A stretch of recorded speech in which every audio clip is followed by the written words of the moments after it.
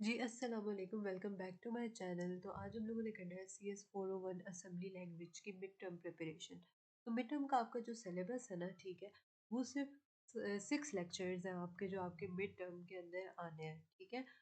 तो वो लेक्चर्स मैं आपको लाइन वाइज बताती जाऊंगी कि लेक्चर नंबर 1 के इंपॉर्टेंट टॉपिक्स कौन से हैं, लेक्चर नंबर 2 में, लेक्चर नंबर 3 में, और इसी तरह 2 से 6 तक मैं आप लोगों को बताऊंगी। उससे पहले मैं आप लोगों को एक और बात बता दूं कि जो मैंने लेक्चर्स प्रोवाइड किए ना आप लोगों को CS401 की, उसकी पूरी प्लेलिस्ट का लिंक जो है वो मैं आपको डिस्क्रिप्शन में दे दूंगी। यहाँ पे मैं आप लोगों को डिटेल में नहीं बता रही कि ये जो एड्रेस बस, डाटा बस, इनकी डेफिनेशंस मैं आप लोगों को नहीं बता रही। आप लोग वहाँ पे जाएंगे, जो जो मैंने आप लोगों को इंपॉर्टेंट टॉपिक्स बताया है ना, वहाँ जाके आप लोगों को मैंने डिटेल में उन वीडियोस के अंदर आपको एक एक चीज़ बताई हुई है। अगर आप पूरी वीडियोस जो है वो नहीं देखना चाह रहे, या जस्ट ये जो इंपॉर्टेंट टॉपिक्स मैंने बताया जस्ट ये भी करना चाह रहे हैं ना, तो आप स्किप कर करके तो उसमें से देख लीजिएगा। वैसे वो बहुत ही शॉर्ट वीडियोस है, और टोटल है ही 6 वीडियोस, ठीक है, इतनी ज़्यादा लेंथी भी नहीं है, कोई 18-20 वीडियोस तो है नहीं, सिर्फ 6 वीडियोस है और थोड़े थोड़े टाइम की है, ठीक है। जाके आप वहाँ से जाके एक एक चीज़ कर सकते हैं। उसमें ऑलरेडी मैंने बताया हुआ है कि शॉर्ट के लिए क्या इंपॉर्टेंट है, लॉन्ग के लिए क्या इंपॉर्टेंट है, MCQs के लिए एक एक चीज़ मैंने वहाँ पे आप लोगों को बताई भी है, तो वो वीडियोस आपने लाजमी देखनी है। उसके अलावा यहाँ पे मैं आप लोगों को मज़ीद जो इम्पोर्टेंट है ना चीज़ें, वो आप लोगों को लाइन वाइज यहाँ पे बताती जाऊँगी, ठीक है। इनमें से क्या क्या करना है और कैसे कैसे करना है, तो वो भी मैं आप लोगों को बता देती हूँ, ठीक है जी। तो लेक्चर नंबर 1 में हमारे पास जो इम्पोर्टेंट टॉपिक्स हैं वो ये 8 टॉपिक्स हैं, ठीक है, आपने लाजमी करने हैं। और ये मैंने इसलिए नहीं लिखे कि आपने जो है वो, जब आप ऊपर जाओगे हैंडआउट्स पे और आप देखोगे तो उसमें जो है वो पूरी इतनी लेंथी लेंथी थ्योरी लिखी हुई होगी, तो आप बोलोगे कि फिर इसमें से छुड़वाया ही क्या है जब इम्पोर्टेंट सारा ही है। तो कहने का सिर्फ ये मतलब है, मैं आप लोगों को साथ साथ बताऊंगी कि इनमें करना क्या क्या है। जैसे पहला क्या है, एड्रेस, डाटा और कंट्रोल बसेस, ये 3 बसेस हैं, ये बहुत ही ज़्यादा इंपॉर्टेंट है। आपका शॉर्ट या लॉन्ग पहला सवाल ही इन बसेस से रिलेटेड आएगा, ठीक है। तो इनकी ना मैंने आप लोगों को प्रॉपर डेफिनेशंस वहाँ पे कराई और बताया है कि एड्रेस बस क्या होती है, डाटा बस क्या होती है, कंट्रोल बस क्या होती है।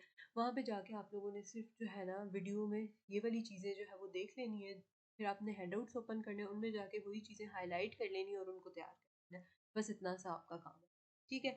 नेक्स्ट आ जाते हैं रजिस्टर्स। तो रजिस्टर्स वहाँ पे डिफरेंट किस्म के रजिस्टर्स लिखने का मतलब ये नहीं कि जस्ट वो जो सेकंड टॉपिक है रजिस्टर से रिलेटेड आप रजिस्टर की डेफिनेशन कर लें।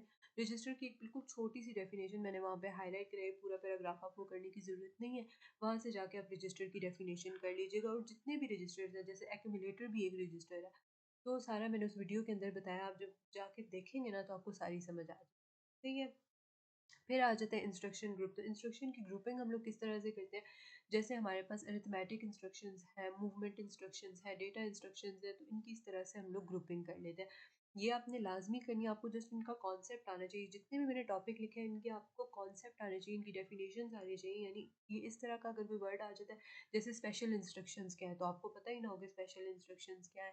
तो स्पेशल इंस्ट्रक्शंस हमारे पास दो है, एक जो है वो सेट के लिए है जो STI है, और एक क्लियर के लिए जो CLI है। तो ये आपके पास जो है वो दो स्पेशल इंस्ट्रक्शंस आ जाती है। बस ये आपने इतना सा ये टॉपिक क्लियर हो गया। फिर आपका नेक्स्ट जो इंटेल IAPX88 है ना, जिसे हम लोग 8088 आर्किटेक्चर भी कहते हैं, हमारा जो CS401 का आधा कोर्स है ना, ठीक है, हाफ कोर्स जो है वो इसके ऊपर है, इंटेल के ऊपर। तो इसका इंट्रोडक्शन आपको आना चाहिए। पहली बात आपको पता होनी चाहिए कि इंटेल IAPX88 जो है स्टैंड्स फॉर क्या है, ठीक है। और इसका जो है हम लोग, इसका सेकंड नाम जो है वो 8088 भी है। इसके अंदर कितनी बिट्स यूज़ होती है, कितने रजिस्टर्स हैं, मतलब इससे रिलेटेड आपने ये पूरा टॉपिक बिल्कुल भी जो है वो मिस नहीं करना। ये बहुत ज़्यादा इंपॉर्टेंट है, सही है, ये आप जो है वो स्किप कर ही नहीं सकते। नेक्स्ट आ जाता है रजिस्टर आर्किटेक्चर। तो ये एक छोटा सा टॉपिक है, वहाँ पे मैंने आप लोगों को हाईलाइट करवाया हुआ है कि इसके अंदर क्या इंपॉर्टेंट है और क्या आपने करना है। तो ये भी आपने वहाँ से कर लेना है। फिर फ्लैग्स आ जाते हैं। फ्लैग्स का ना पेज नंबर 8 पे आपके पास पूरा टेबल है,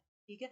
उस पूरे टेबल के अंदर जो है ना, जो भी डेफिनेशंस है ना फ्लैग्स की, जैसे साइन फ्लैग हो गया, कैरी फ्लैग, ओवरफ्लो फ्लैग, इन सब की आपने डेफिनेशंस कर लेनी। ये शॉर्ट में या MCQs में आपसे पूछे जाएंगे, मे बी लॉन्ग में भी आ सकते हैं। यानी 4-5 फ्लैग्स के नेम आपको बताए जाते हैं और बोला जाता है कि इनको आप एक्सप्लेन करें, ठीक है। फिर फिजिकल एड्रेस को किस तरह से कैलकुलेट करते हैं, ये भी मैंने आप जो है वो फर्स्ट वीडियो के अंदर आप लोगों को बताया होगा, सेकंड वीडियो के अंदर भी मैंने सिखाया है, और कंप्लीट मैंने एक्सरसाइजेस भी उसके अंदर कराई हुई है। तो वो अपने प्ले लिस्ट ज़रूर देखनी है एक बार जाके, ठीक है। शॉर्ट शॉर्ट करके देख लीजिएगा, पर देखिएगा ज़रूर, क्योंकि वो आपकी बहुत ज़्यादा काम आएगी, ठीक हो गया। तो फिजिकल एड्रेस में हमारे पास ना दो तरह की चीज़ें गिवन होगी, एक सेगमेंट होगा, एक ऑफसेट होगा, ठीक है, वहाँ पे मैंने फार्मूला बताया हुआ है कि किस तरह से उसको कैलकुलेट करना है, तो वो भी आप कर लेंगे। यहाँ पे ये वीडियो बनाने का सिर्फ इतना मकसद है कि मैं आप लोगों को बताऊँ कि क्या क्या चीज़ इंपॉर्टेंट है और आपने कैसे कैसे करनी है। यहाँ पे मैं आप लोगों को डिटेल नहीं बता रही क्योंकि ऑलरेडी मैंने उसके ऊपर वीडियोस बनाई हुई है, तो फालतू में यहाँ पे भी वहाँ पे भी दो दो जगह पे सेम बात करने का कोई मकसद। ठीक है, यहाँ पे जस्ट मैंने आप लोगों को टॉपिक्स लिख लिए हैं ताकि ये वाली आप स्क्रीनशॉट ले लें, या मैं कोशिश करूँगी कि आपको डिस्क्रिप्शन में ये जो फाइल है इसका लिंक दे दूँ, ताकि ये इंपॉर्टेंट जो टॉपिक्स हैं ये आपके पास हाईलाइट हो जाए और फिर आप जो है ना इन टॉपिक्स को कर लें। ठीक है, नेक्स्ट जो है वो हमारे पास आ जाता है सेकंड जो लेक्चर है, उसमें आ जाता है असेंबलर डायरेक्टिव्स। अब डायरेक्टिव्स भी हमारे पास ना असेंबली लैंग्वेज के अंदर दो है, एक वर्ड है और एक बाइट है। बाइट 8 बिट्स का होता है, वर्ड 16 बिट का होता है। दूसरा एड्रेस रैप अराउंड वाला इंपॉर्टेंट है, बहुत ज़्यादा क्वेश्चन ये पूछा जा सकता है आपसे शॉर्ट में कि एड्रेस रैप अराउंड क्या है और इसकी दो टाइप्स के नेम बताएं। वो भी मैंने लेक्चर नंबर 2 के अंदर एक्सरसाइजेस वाले पार्ट के अंदर ये क्वेश्चन भी आपको क्लियर कराए और इसकी दो टाइप्स की नेम्स भी बताए। ठीक है, नेक्स्ट आ जाते हैं एड्रेसिंग मोड्स। तो एड्रेसिंग मोड्स हमारे पास 7 है, आपने वो 7 के 7 मोड्स करने हैं। मैंने उस लेक्चर के अंदर ही आपको बताया हुआ है कि उसके अंदर आपने इंस्ट्रक्शंस करनी है, आपके प्रैक्टिकल के पेपर के लिहाज से बहुत ज़्यादा इंपॉर्टेंट है। ठीक है, बाकी इनके नेम्स आप जस्ट मिड टर्म के लिए तैयार करते हैं, लेकिन प्रैक्टिकल के लिए आपने इंस्ट्रक्शंस भी तैयार करनी होंगी। फिर आ जाता है कंपैरिजन एंड कंडीशंस। कंपैरिजन के लिए हम लोग जो इंस्ट्रक्शन यूज़ करते हैं वो CMP होती है। ठीक है, देन जो कंपैरिजन का पूरा एक टेबल आपको दिया हुआ है ना, वहाँ पे लिखा हुआ होगा कि सोर्स और डेस्टिनेशन जब इक्वल हो तो कैरी फ्लैग क्या होगा। ठीक है, इसी तरह अगर ग्रेटर देन हो तो हमारे पास जो है वो साइन फ्लैग क्या होगा। तो वो सारा टेबल आपने लाजमी करना है। ठीक है, जस्ट MCQs और शार्ट क्वेश्चन के लिहाज से वो इम्पोर्टेंट है। कंडीशनल जम्प्स आपने कर लेने हैं। कंडीशनल जम्प्स का ना एक पूरा टेबल बना हुआ है आपके पास, आपने वो ज़रूर तैयार करना है कि कंडीशनल जम्प्स जो है वो क्या होते हैं, और उनका पूरा टेबल आपके पास बना हुआ है, वो आपने कर लेना है। और फिर आपने करने टोटल जो जंप्स है ना वो हमारे पास 3 टाइप्स के हैं। ठीक है, एक शॉर्ट जंप है, एक नियर जंप है, एक फार जंप है। तो इनकी जस्ट आपने डेफिनेशंस कर लेनी है। पहली बात है आपको टाइप्स पता होनी चाहिए, टोटल है कितनी, 3 टाइप्स है। ठीक है, इनके नेम पता होने चाहिए और फिर इनकी डेफिनेशन। नेक्स्ट आ जाता है लेक्चर नंबर 3, आपका शॉर्ट के लिहाज से बहुत ज़्यादा इंपॉर्टेंट है। ठीक है, इसमें सबसे पहले आपको मल्टीप्लिकेशन एल्गोरिदम दिया जाता है। मल्टीप्लिकेशन सिंपल जिस तरह मल्टीप्लिकेशन करते हैं वैसे करनी है। उसमें भी मैंने आप लोगों को लेक्चर नंबर 3 के अंदर बताया हुआ है कि किस तरह से आप लोग कैलकुलेटर से जाके किसी भी नंबर को बाइनरी नंबर की बाइनरी फॉर्म देख सकते हैं और फिर उसको किस तरह से मल्टीप्लाई कराना है, ये भी मैंने आपको बताया हुआ है, तो आपने देख लेना है। दूसरा शिफ्टिंग एंड रोटेशंस क्या होती है, जो logical shift, right shift, rotate करना, वो सारा मैंने आपको रोटेशंस और शिफ्टिंग के बारे में सारा वहाँ पे बताया हुआ है। ठीक है, वो आपने सिंपल आपको सारा मैंने कॉन्सेप्ट बताया हुआ है कि किस तरह से जो है वो हम लोग कहाँ से शिफ्टिंग करते हैं। ठीक है, हमारा जो एक बिट किस तरफ राइट साइड मूव होती है, लेफ्ट साइड होती है, वो सारा मैंने आप लोगों को बताया हुआ है। तो लेक्चर नंबर 3 भी लाजमी देखना है। बिट वाइज लॉजिकल ऑपरेशंस जो है वो आपने लाजमी करने। शॉर्ट के अंदर आपसे पूछे जा सकते हैं और मास्किंग के ऑपरेशंस भी पूछे जा सकते हैं। ये दो इम्पोर्ट जो आखिरी है ना, ये दो इम्पोर्टेंट है। ठीक है, शॉर्ट के लिहाज से। लेक्चर नंबर 5 पे आ जाते हैं। तो लेक्चर नंबर 5 में प्रोग्राम फ्लो से रिलेटेड जितनी मैंने आपको वहाँ पे वीडियो के अंदर बताया हुआ है ना कि इतना करना है, बस उतना ही करना है, उससे ज़्यादा नहीं करना। ठीक है, कॉल एंड रेट इंस्ट्रक्शंस आपको बेसिक इनकी डेफिनेशन आनी चाहिए। वहाँ पे मैंने अलग से भी ना साइड में बॉक्स में आप लोगों को लिखवाई है कि कॉल फंक्शन क्या है, रेट फंक्शन क्या है। ठीक है, उसके बाद पैरामीटर्स की जस्ट आपने डेफिनेशन करनी है। स्टैक का आपको थोड़ा बहुत कॉन्सेप्ट आना चाहिए, उसमें पुश पॉप इंस्ट्रक्शंस है वो भी मैंने आप लोगों को साथ साथ कराई है, वो भी आपने कर लेनी है। फिर स्टैक क्लियरिंग बाय कॉली और कॉलर। ठीक है, ये दोनों, इसकी मैंने अलग से डेफिनेशन आपको हैंडआउट्स के ऊपर जो मैंने वीडियो बनाई थी उसके अंदर मैंने आपको साइड पे लिखवा दी थी, वही डेफिनेशन आपने करनी है। लोकल वेरिएबल्स क्या होते हैं इसका भी आपको कॉन्सेप्ट आना चाहिए। फिर आ जाता है लेक्चर नंबर 6 के अंदर आस्की कोड्स इंपॉर्टेंट है शॉर्ट के लिहाज से, और MCQs के लिहाज से। ठीक है, एट्रीब्यूट बाइट क्या होता है इसका भी एक छोटा सा कॉन्सेप्ट आपने रख लेना है बस।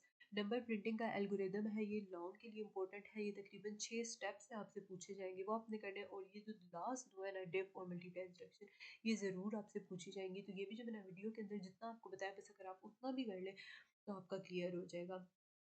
अच्छा, अब ये इंपॉर्टेंट टॉपिक्स हैं। ठीक है, जो आपने बिल्कुल भी स्किप नहीं करने। बाकी चीज़ें मैंने आप लोगों को स्किप ऑलरेडी करवा, पहली बात है कि मैंने जो लेक्चर्स बनाए उनमें ही मैंने आपको जो इम्पोर्टेंट नहीं थी वो चीज़ें स्किप करा दी, जैसे एग्जांपल्स थी, मैंने आपको बोला कि आप बेशक एग्जांपल्स ना करें, बिल्कुल भी इम्पोर्टेंट नहीं है। अगर आई भी तो एक एग्जांपल आएगी, वो आप चॉइस आपके पास होती है, ठीक है, लॉन्ग क्वेश्चन के अंदर भी शॉर्ट के अंदर भी आप जो है वो चॉइस भी छोड़ सकते हैं। लेकिन जो चीज़ें मैंने आप लोगों को वीडियो के अंदर बताई हुई है वो एक एक चीज़ जब आप करेंगे ना तभी पेपर अच्छा होगा, क्योंकि 401 का जो पेपर होता है ना वो थोड़ा टफ होता है। इसलिए बहुत ज़्यादा ज़रूरी है कि ये जो चीज़ें मैंने आपको बताई हैं बस इन टॉपिक्स को आप या फिर कहीं पे लिख लें या हाईलाइट कर लें अपने हैंडआउट्स पे और इनको ज़रूर एक बार पढ़ें, ठीक है? तो आपका पेपर इंशाल्लाह बहुत ही ज़्यादा अच्छा हो जाएगा, सही है? और 401 से रिलेटेड जो है वो आप फाइल्स भी कर लें, अब लेकिन फाइल्स आपने एंड पे करनी है। पहले आप अगर हैंडआउट्स करते हो, ठीक है, उसके बाद ये वाली वीडियो देखो, इसके अंदर जो मैंने इंपॉर्टेंट टॉपिक्स बताए हैं वो अपने क्लियर करो और उसके बाद फाइल्स देखो, ऐसे ही नहीं बस डायरेक्ट फाइल्स देखें, क्योंकि जो फॉल 2024 का एग्ज़ाम था ना CS 401 का, वो बहुत ज़्यादा टफ था और उसमें बहुत जो है वो कम बच्चों के ना, सिर्फ 20% बच्चों का फाइल में से पेपर आया हुआ था और वो भी 20% ही आया हुआ था, मतलब ज़्यादा पेपर वहाँ से नहीं आया हुआ था, हैंडआउट से ही पेपर आता है। तो आपने हैंडआउट से लाजमी करने, और ये जो इंपॉर्टेंट टॉपिक्स मैंने आपको बता दिए हैं ये भी आप लोगों ने करने हैं, ठीक है? यहाँ पे इस वीडियो को यहाँ पे बनाने का मकसद ये था कि मैं यहाँ पे आपको बस लिख के एक बार बता दूँ कि ये इंपॉर्टेंट टॉपिक्स आपने लाजमी करने हैं, इनको छोड़ना नहीं है। बाकी वीडियोस मैंने पूरी मिड टर्म के ऊपर पूरी प्लेलिस्ट बनाई है, वहाँ पे जाके देखें, तो इंशाल्लाह आपका पेपर बहुत अच्छा होगा। उम्मीद करती हूँ आपको मेरी वीडियो अच्छी लगी होगी, अगर अच्छी लगी हो तो लाइक शेयर और सब्सक्राइब करना मत भूलिएगा।